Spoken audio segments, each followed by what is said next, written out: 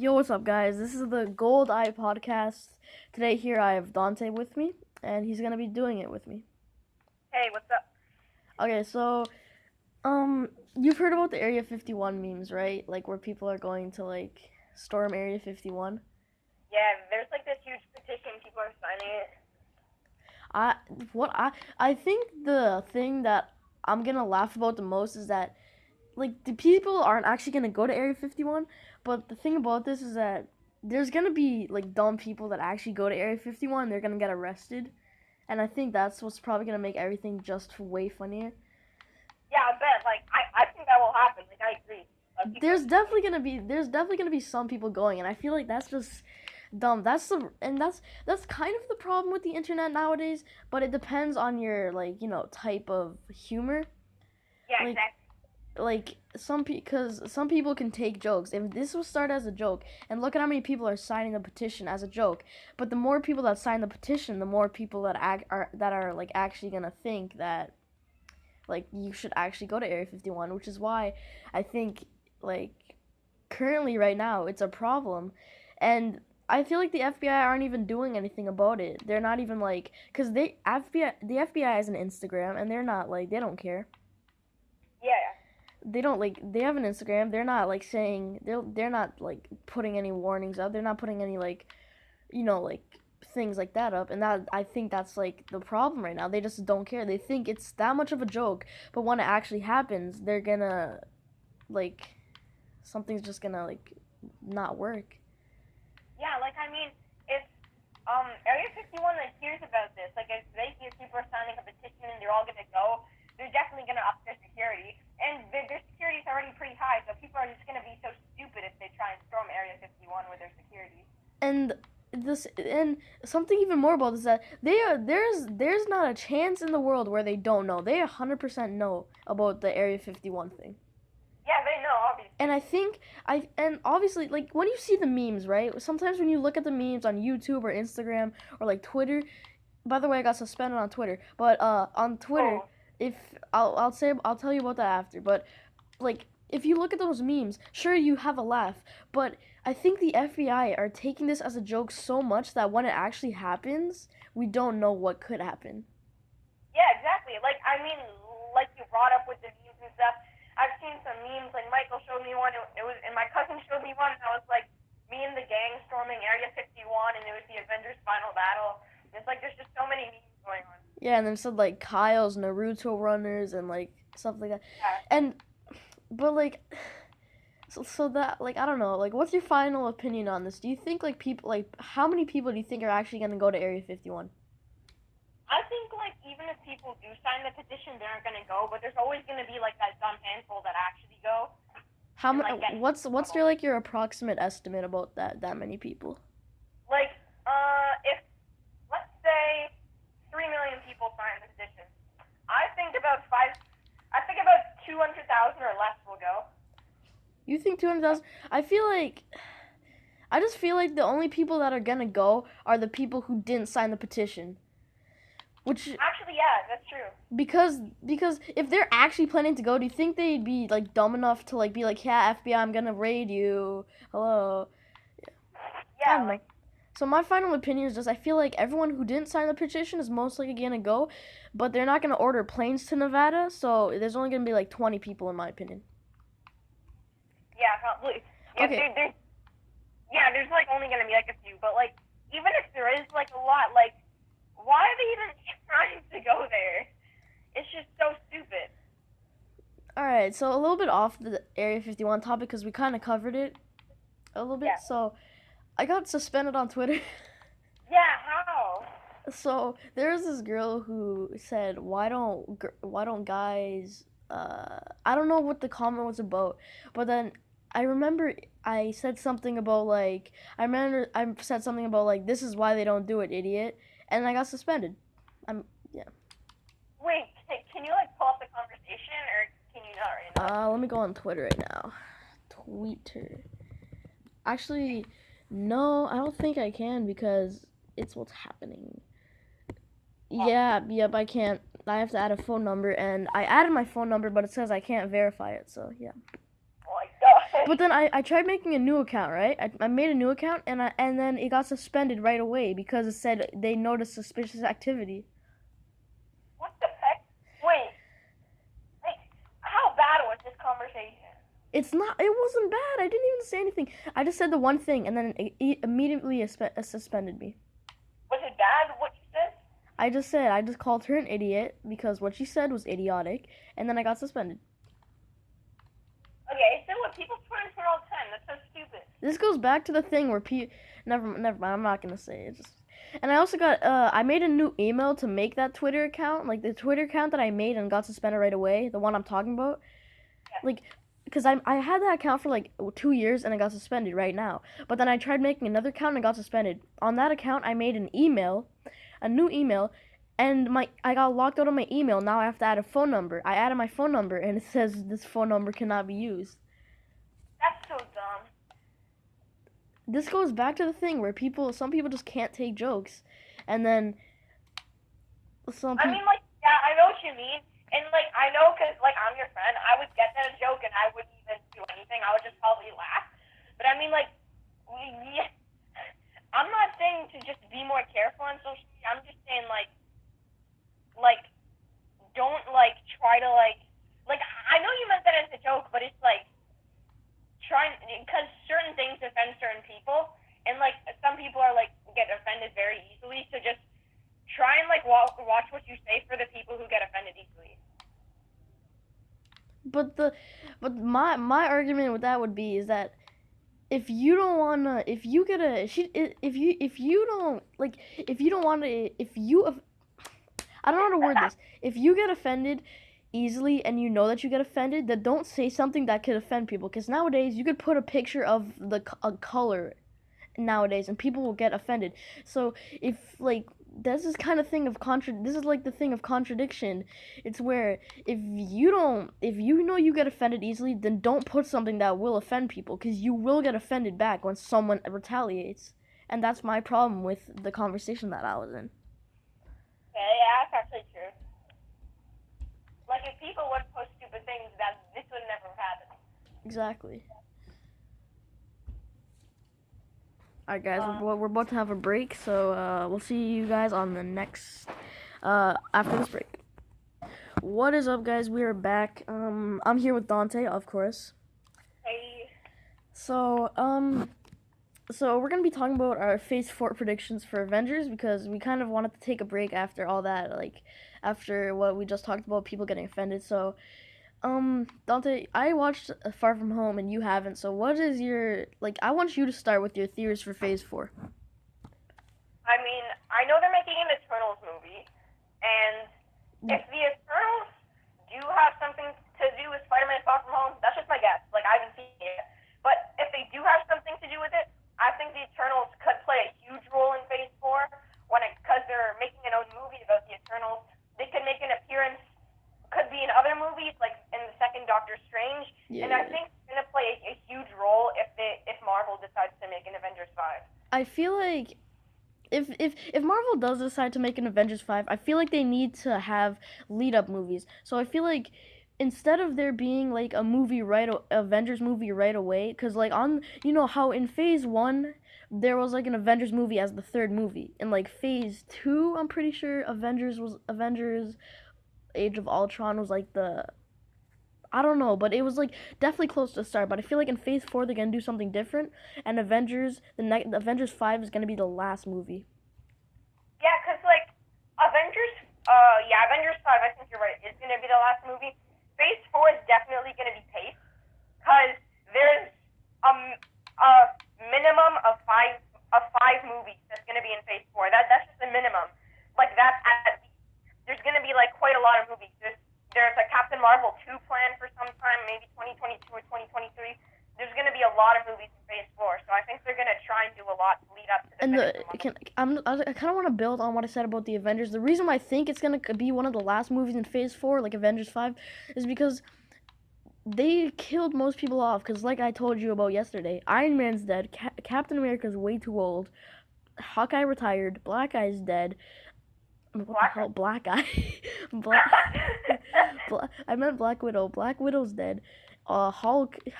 Hulk's hand is destroyed and Thor is with the Guardians of the Galaxy, and we'll talk about that more after. And so, in order for them to make a new Avengers movie, they need to build up with more characters. So they need to build up with Spider-Man. They need to build up with Falcon, and then they need to build up with the Eternals. And I definitely do think that the Eternals are gonna have something to do with Avengers 5. Yeah, because I mean, also if the snap, because Mysterio claimed in the trailers of Spider-Man: Far From Home and in the movie, I'm pretty sure that the snap opened up a multiverse. If that's true, this can be a great way to introduce a lot of new characters like X-Men, Fantastic Four, Deadpool. Then I think this is how they're going to introduce this in later movies, but I think they're going to wait for a while before introducing those groups. What do you think? That I didn't say this, but you can. I feel like Marvel and when you watch Far From Home, you will know what I mean, but I feel like Marvel, they do such a good job at leaving you clueless about everything. And that's why I don't really have a say on this, because if there has been movies said in the future, there has been movies like saying like, oh, the Eternals is definitely coming out. It was set for like 2021 to 2022. There was, well, I don't know if that's correct, but then there's definitely going to be a Falcon movie, and I know it's not widely talked about, but I feel like Marvel, the things that aren't as widely talked about are the things that they make movies about. So, for example, like I said, Falcon and Venom. Venom isn't really being talked about now, but I feel like you said, if it did open up a multiverse, and you haven't watched Spider-Man: Far From Home, so I'm not gonna spoil it for you. But like he said in the trailer, if he did open up a multiverse, then this would be a great way to introduce Venom to the MCU, and then that he can be a part of the new Avengers. Yeah. That's just my theory, and I know it's a very unpopular theory, and people are gonna think like, oh, you're not a Marvel fan, but sometimes you have to know about Marvel. Like, you have to know the tricks that they use. Yeah, like I mean, Marvel is also planning a Black Panther 2 and a Doctor Strange 2. And I sort of want to talk about Doctor Strange 2, because at the end of the first Doctor Strange, Baron Mordo, one of Doctor Strange's sidekicks, became bad and he started stealing powers from sorcerers. So I don't know how that's going to turn out. Because I thought Doctor Strange 2 was going to be about Baron Mordo and how he's the new villain, but it could also be about how Doctor Strange was in the Soul Realm with everyone else and what was happening while the Avengers were in the past. Like, there's a lot of things. Like, Marvel does this, so they can do so many things, and that's what's good about Marvel. They can do so many things, so you can't have an idea of what they're doing, because they can just flip the idea and have something brand new. And no, you can go. I mean, they're also making a Black Panther 2. I have no clue what's gonna happen, because they gave us no ideas. That's what I like. They always leave you clueless and always leave you with surprises at the end of every movie.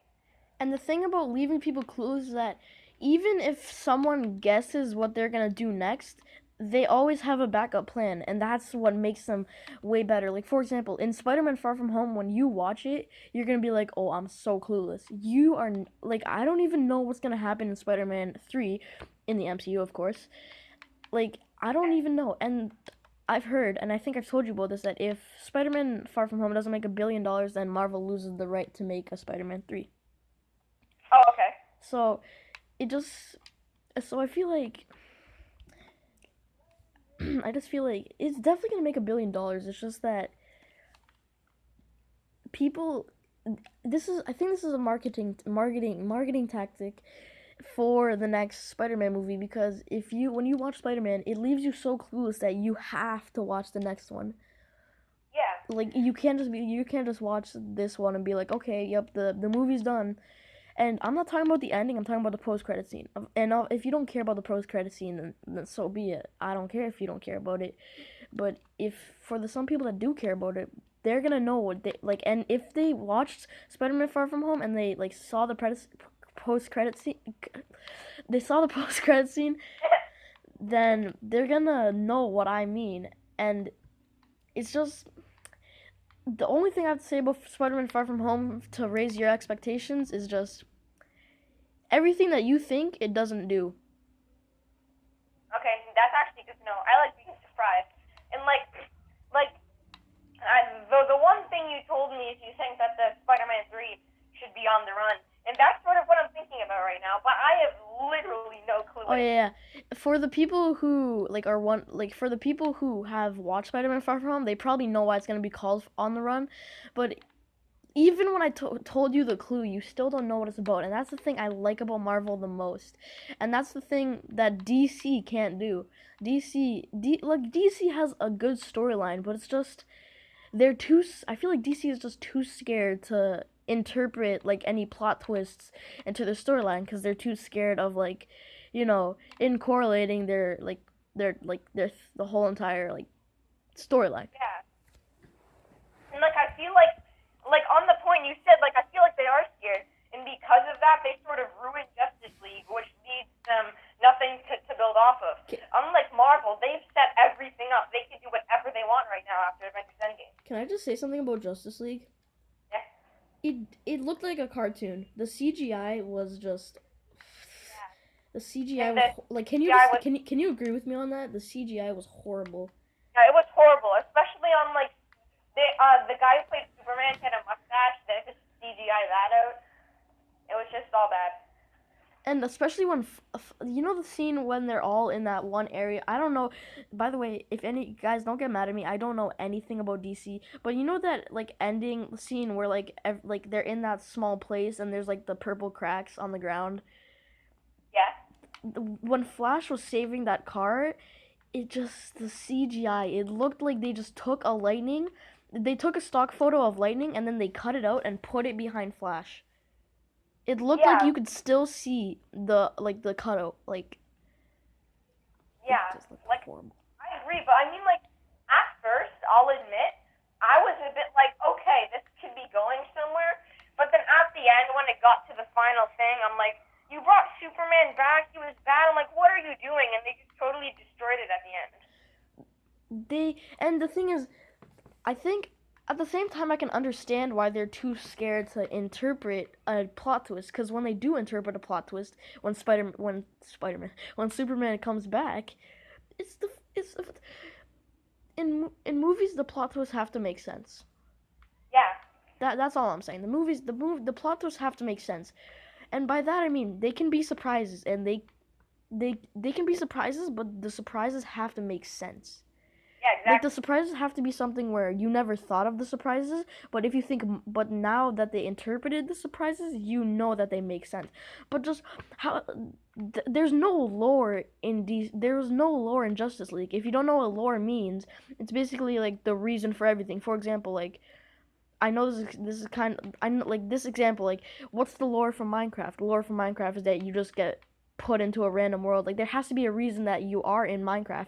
That's the lore. And there's no lore in Justice League. There's no lore or reason why Superman just became good all of a sudden, and there's no lore why the CGI is so bad. Yeah, like it was like I mean I think like I don't even know what to say. Like I mean when they made Batman vs Superman, like I mean they sort of like tried to build off of that, I think. And I'm gonna be honest, I like Batman vs Superman. No. Batman vs Superman was good. I have to admit, it was good. It wasn't a CGI did, but. And I mean, like, when I think Superman, it's been like 3 years or 4 years since I've seen it, but like, I think Superman died at the end. Did he? No. What happened? I'm not sure because there's different Batman vs Superman movies. The one that I saw was. He was gonna kill Superman, and they realized their moms had the both names, and then Batman went to go save Superman's mom. Yeah, and then I'm watching the one when like Wonder Woman came. Yeah, and she's like, you're yeah. Yeah. I just said some blah blah, and you're like, yeah. Yeah, no, I actually heard you said blah blah blah. I just said yeah because I thought you would laugh. Yeah, so basically, what's your end opinion on Justice League? What do you think, if you had to rate Justice League out of 10, what's your rating? I mean, they did make an effort, and there was some things, only very little things I liked, but there was like a lot I didn't like, so I'd have to give it like a 3 or 4 out of 10. I was gonna give it a 4, but I'm gonna say my reasoning that I'm gonna give it a 6. The reason why I'm giving it a 6 because you there in Justice League you can 100% see where they're going with the storyline. You Yeah. have to admit you can see where they're going with the storyline, but the thing is the thing that makes me go from a 7 to a 6 is the reason why Superman is just good all of a sudden. Yeah, like that was so random. And yeah, so I'm rating it a 6 and I'm being generous too. I would have given it a 4, but since you gave it a 4, I kind of want to be like creative and give mine a 6, but the extra 2 points are just because I can see where they're going. Yeah, like I mean, like you said about Marvel leaving us with surprises, DC doesn't really. Like I mean, coming into Endgame, I knew there was gonna be time travel. I thought Hulk was gonna snap at some point to bring back everyone, but what I really didn't expect and was very random, at least in my opinion. Sorry for anyone who hasn't seen Endgame. I don't think you would have. I think you all would have, but Spoiler warning. We have to do a spoiler warning. I know that the spoiler ban was lifted, but still, just spoiler warning if you haven't seen Endgame.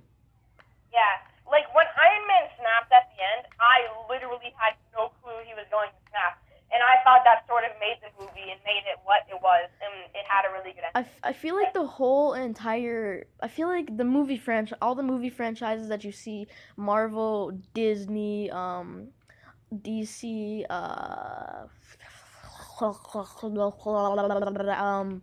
like those other franchises. I feel like Pixar. what these franchises have to do, and they're not doing, is well, the only franchise that is doing this is Marvel. I feel like they have to just they can't be afraid to give us surprises. They can't be afraid. Yeah, Like if you're afraid to give surprises, then you're not a good movie. You have to be you have to be able to risk things in order to make things great. yeah, exactly. And it's the same thing like when you're playing soccer, sometimes you have to hurt yourself. Every soccer player when they're training, they throw up. And Really? what? I didn't know that. When I was training for soccer, I had to run around. Every time I talked while the coach was talking, I had to run 2 laps. Oof. And so you throw up and you get hurt. You get hit sometimes. You get pushed to the ground. You get a red card sometimes. But the whole point is that you just pick yourself up and that's the thing that. And I'm not gonna disclose his name, but Dante, our teacher that we had this year, I feel like he was the best teacher because he's the one who kind of helped us in saying when you get hit, you have to get back up, and that's the important part of Yeah, everything. And that's the thing that Marvel has mastered. Because I have to admit, Marvel they've had flops. yeah. Some of their movies were horrible. Like I can't list one that was horrible, but I definitely know there was one that was horrible. The original Spider-Man 3. Like Sam Raimi. Yeah, when it was no, it was like it had Venom, Sandman. Yeah, yeah, yeah. That was horrible.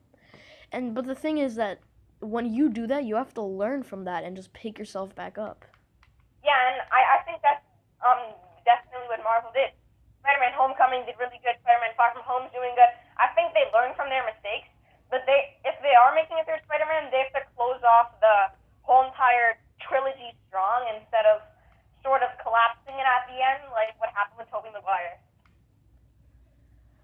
Yeah, I feel like, and I kind of want to. Okay, I'm gonna start a debate with you. Actually, no, I'm not. Never mind, because I know that I can. At the same time, I can see your reasoning, but never mind. I was saying that like you hate the new Aunt May, and I'm not necessarily saying that she's better than anyone else, but I'm fine with her. Like she's like she doesn't look old, but I feel like we're starting off with people like in because most of the time I know that the original Aunt May is supposed to be really old, but necessarily sometimes aunts or uncles don't have to be really old. Like for example, there's a person in our school that has an uncle that is legit the same exact age as him, Yeah, yeah, and you know who that I'm talking about, right? yeah, I know. Yeah. So I feel like I just feel I like I don't know what you're saying this, but I feel like I'm fine with the new Aunt May. I mean, like, it's not I hate her. I think she's fine. I think she's a good actress. I think she's pulling off everything she can to pull off Aunt May, and I think she's doing it decently. But with all of that said, I think she's fine, but I think the original one was way better. That's just my opinion. I can see your opinion. Like, I can see your opinion. I can see how in the comics, if you want it to feel more authentic, then you do have to go for more an older Aunt May. But I feel like what Marvel, like we were talking about earlier, Marvel, they're taking risks, they're taking risks, and the risk that they took is making Aunt May younger. And honestly, I think that for the majority, there's like 70% of people who think Aunt May's good, and then there's like 30% of people who think Aunt May's bad, and you're the one in like the middle. You're in the middle where you're like, Aunt May's good. It's just that like you like the other Aunt May better, which I can definitely see. Yeah. Like, yeah. But yeah, like, Um. uh, Like I also want to add on to the thing where I was talking about earlier, about how like on the run. No, yeah. no, it's not. Like on the run, I can give you as many clues about Spider-Man 3. Like I can say in Spider-Man 3, for example, oh, it's gonna like I can give you my theories about Spider-Man 3, and you still will have no idea what will happen in Spider-Man Far From Home. Like, if I tell you about I feel like the Sinister Six are gonna come back in Spider-Man 3, you don't know if that's a spoiler or not. Yeah, exactly. And that's the thing I like about, we're building off on too much of Marvel. I kind of want to talk about, something, I kind of want to talk about something that, wait a minute. Let me just pull it up here. Cause My timeline. yeah. So in case we're gonna have a break right now, and then so me and Dante can talk right now, and yeah. So I feel like this was right now. Our first section was about Area 51. Now this section is gonna be about Avenger. This was about Marvel, and this section is gonna be about us. All right. So what's up, guys? We are back. Me and Dante. And yeah, so what are you doing? Oh, there you go. So me and Dante have this thing called Gold Eye Timeline, and the name of the podcast is, of course, Gold Eye. So yeah, me and Dante are back. There you go. So basically our Gold Eye Timeline is that we made our own universe like Marvel, and we basically made a timeline of everything that's happened. So Dante, do you want to read it? Do you want us to read it? Because, I'll read my part and you can read yours. Yeah, let's do that. Alright, so we're going to start off. So, Dante, can you do some amazing and inspirational words? Oh, you're awesome. Go, Merrill Twins. Yeah. I hope they're not watching this. You're bland anyways, as hell. Got this. You're bland. Okay, anyways, so, alright, so let me just read it into a nice. This is cringy. Never mind. All right, so Gold Eye Timeline, 1990 to 1999, the experimental area. Alex Mason, a chemical scientist with interest in a sword, specifically a Krail Slayer, which we will get into later. Alex Mason touched the sword and died, and he is the father of David Mason, which I'll talk about later. Margaret Mason, which is David Mason's mother, was distraught. And Margaret Mason is obviously is obviously the wife of Alex Mason. So she wanted to avenge Alex Mason by killing the head of the army. By killing the head of the army, like some people are going to go to Area 51. She got arrested and is incarcerated. David Mason gets sent to a foster home with his grandma, which I don't know his name. Suddenly, in 1999, 5 Krails invade the Earth. The Krails are Kill, Jorna, Dries, Violent, and Bloodlust. All of them take place of certain Slayers. Kill takes the place of Alex's Slayer, Jorna takes the black one, Dries takes a brown one, Violent takes an orange one, and Bloodlust does not take one. And I just realized when I said Jorna takes a black one, that sounds so wrong. So the global war started against the Krails and the Earth. And now it's Dante's part. Okay, this is the start of my timeline. Takes place a few years later. 1999 to 2004, so the global war. Dante Guarini was a 5-year-old kid who lives in Windsor, Ontario, Canada. Shortly after he turned 5, a war began. the whole world was at war. The war is getting closer to Dante and his family. The war approached, and they were about to be in huge trouble. Someone came through a portal and said there was no time to wait, and he brought Dante and his family through the portal. When they all got through this portal, the person took off his mask and explained that he was in a verse that took place in year 2099. The person said his name was Miguel O'Hara. He let Dante and his family sleep at his home until they got back on their feet after being rescued with nothing. The next day, Miguel was showing Dante the technology in the future, which was in Miguel's laboratory. Dante was very fascinated by the technology, and Miguel said to Dante, "I brought you here for a reason." Alright, back at Earth, 2004, this is the same timeline as the Global War. David Mason is 14 years old and starts working out. In the gym, of course.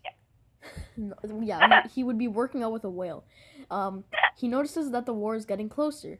He goes aside and saves a woman. The woman was a teenager named Alexa Maggie. The teenager thanked them and stood by his side. A powerful creature showed up, some sort of black dust, and looked at David. David punches him and gets flinged all the way back because David's an idiot. He gets flinged to his room. In his room, he notices a vault starts opening up to a secret lair. He hears a voice. "Come, David, I am Gil, your father's heir." He walks over to the sword and picks it up. Some sort of red slime starts appearing on his hand, and he turns into some sort of big monster, which is the size of Hulk and Venom.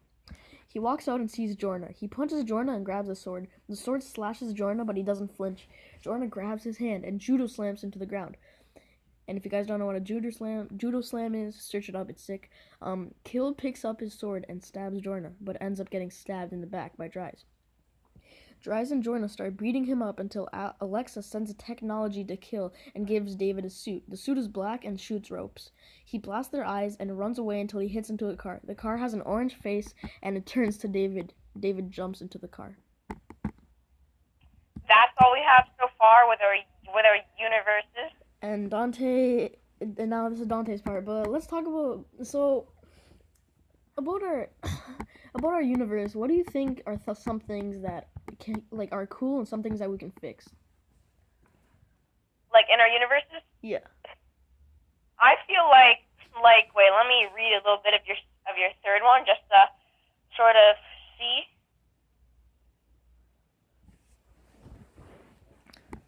Yeah, some of the things that I think we could do a bit better at. Wait, let me just read the first paragraph really fast. Well, not we, more like me.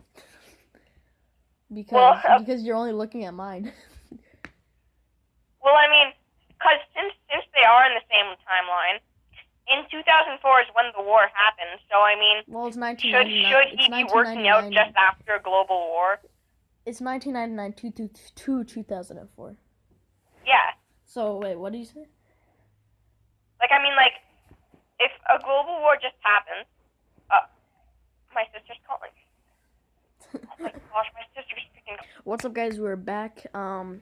We paused it for no reason. Definitely no reason, Dante. Yeah.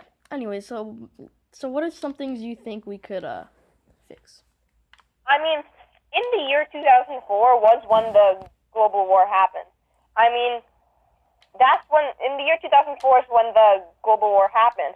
He shouldn't be working out in a perfect gym if it's the year 2004, right after the war happened. Yeah, but it's not a perfect gym. Oh, okay. He's just working out. Yeah. And wait, wasn't he also a soldier at some time also? Yeah, but he's 14 years old right now. Okay, yeah, so he's going to become one. Oh, yeah, okay, I remember. Yeah. So, yeah, I think something that we could do just a tiny bit better on is incorporating our timelines so they make sense together. Because right now we're in two different dimensions. I'm in year 2099, you're in year 2004. I can definitely see where you're going with that. But my only counterpoint to that is that, how do you think we could personally fix that? I don't know. I think we just have to build on our storylines and we'll see how it goes from there. That's my only thing that I can say about that. Yeah. No, that's a fair argument. That is a really fair argument. Now, can I tell you something that we could fix? Yes.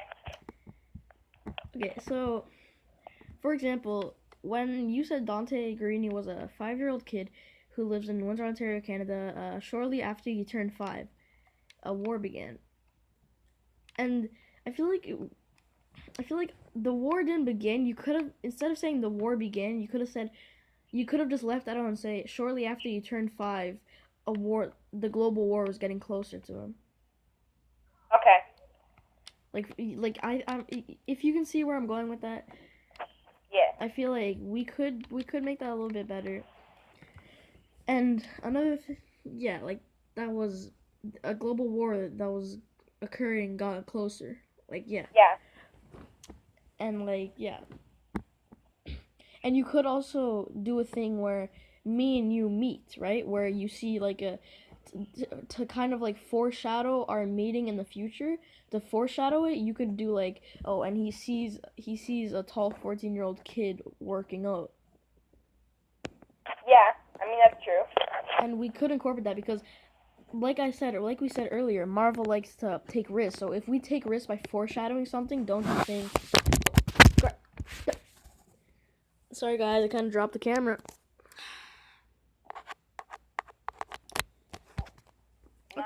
Okay guys, we're back. I just dropped the camera. Okay, anyways. Like, okay. Okay. So, if, okay, yeah, I know. Okay, so, yeah, we could foreshadow it, for example. And I feel like if when we do that, when we do foreshadow it, we have to make it a little bit obvious, but not so obvious where people, like, are gonna be like, that's gonna happen. Yeah, like, yeah, I get. And I know that we're not showing it to everyone, but, like, you know.